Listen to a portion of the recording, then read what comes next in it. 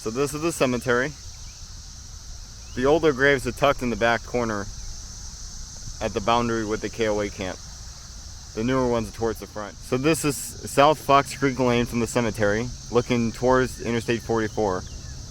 Now, before the construction of the interstate in the 1960s, this street went all the way to Fox Creek Road. This was Fox Creek Road. But now, after it was bypassed, it's a quiet residential street. This is South Fox Creek Lane, looking towards the KOA camp. The KOA camp moved here in the 1980s from Times Beach after it was destroyed in the flood of '82. There was a campground already here at that time called, I think, Gateway Campground, but it became a KOA after it moved here from Times Beach. Here's the ornate sign of the cemetery. I think it was installed about 15-20 years ago. Here is the grave of a Major League Baseball player. His name was Bob Klinger. He was born here in 1908 and died in Villa Ridge from a car accident in 1977. He played for the Boston Red Sox and the Pittsburgh Pirates in the 30s and 40s. He also owned a log cabin restaurant along Route 66 in Eureka. During that same time, he was a baseball player. This stone is actually pretty new. There used to be a flat stone here before this one was installed. This is one of the several unique stones in the cemetery. This one belongs to a Mabel Engler Elliott. Not sure how old it is because there's no dates on this stone. Here's another unique stone. These two are made completely of metal. Due to how old they are, they're badly corroded, so I can't read the names anymore. So here's the older graves. They're completely surrounded by the campers of the KOA camp. It's a strange surrounding for a cemetery, but of course this predates the KOA camp by several years. So this grave is of Robert Allen, one of Allenton's most prosperous residents in the Civil War.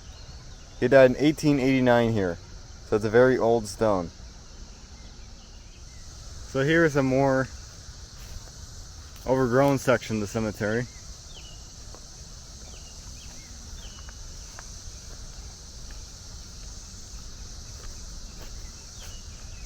They do regular maintenance out here. I guess just not so much on this side. Here's a stone for a Civil War soldier. This is for George W. Letterman, who served for the United States Army. There's a lieutenant.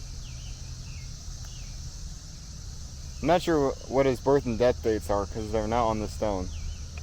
I would imagine there are more soldiers out here. This stone is for a Daniel Keeler, who died 150 years ago in Allenton.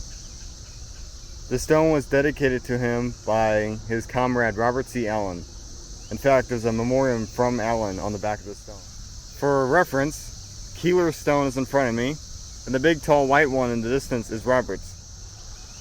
So here is the memoriam to Keeler from Allen on the back of the stone. It says, "Erected to the memory of my friend Keeler by R.C. Allen." It's amazing this thing is still here after 150 years. This is another ornate stone. This one's from 1880, and it was for a Hiram Wood, or Hiram, however you want to pronounce it. And then next to it is Little Hiram Wood. I guess this was this guy's son. He died in 1862 at a year old. That's sad. It looks like Hiram was a Civil War veteran for the United States Army. There's a lot of Civil War people out here. I have found the oldest stone in the cemetery, at least I think so. This is for a Joseph Harris, born in 1812, died in 1855. This is almost 200 years old. It's in perfect condition too. Here's something cool about the cemetery. Someone carved a big cross on one of the dead trees here. So here's the present day end of South Fox Creek Lane. Before the interstate, this used to go straight up to Fox Creek Road. When they built the interstate, the connection was lost.